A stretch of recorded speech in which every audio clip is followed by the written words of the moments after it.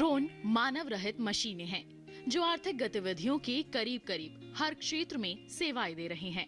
खनन हो, इंफ्रास्ट्रक्चर हो, सर्विलांस हो, ऊर्जा हो, यातायात हो, जमीन की पैमाइश हो, रक्षा हो, कानून व्यवस्था हो या इसी तरह का कोई और काम, ड्रोन जहां भी हैं महत्वपूर्ण भूमिका में हैं। यानी जमीन पर उगी फसलों पर ये छोटे हेलीकॉप्टर आसमान से नजर रखेंगे, उनकी देखभाल करेंगे, कभी उन पर कीटनाशक छिड़केंगे, कभी पोषण देंगे। खेती में ड्रोन के इस्तेमाल से न सिर्फ किसानों का काम आसान होगा बल्कि लागत में भी कमी आएगी, क्योंकि एक अकेला ड्रोन एक दिन में 20 से 25 एकड़ जमीन को कवर कर सकता है।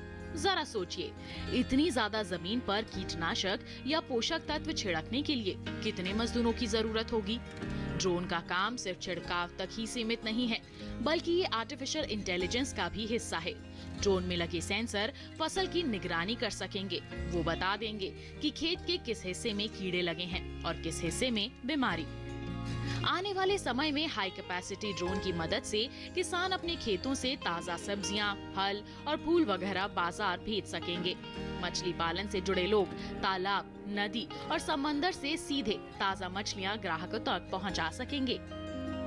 ड्रोन के ऊपर 4 छोटी छोटी पंखुड़ियां लगी होती हैं, जो हेलीकॉप्टर की तरह उड़ान भरने में इसकी मदद करती हैं।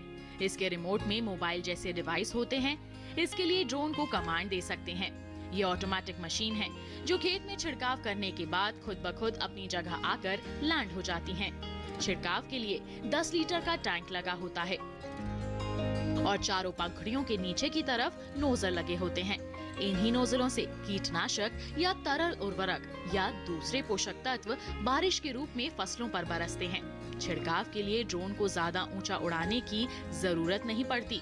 महज 1 से 3 मीटर की ऊंचाई पर ये आसानी से काम कर लेता है। उड़ान को फसल की ऊंचाई के हिसाब से एडजस्ट कर लिया जाता है।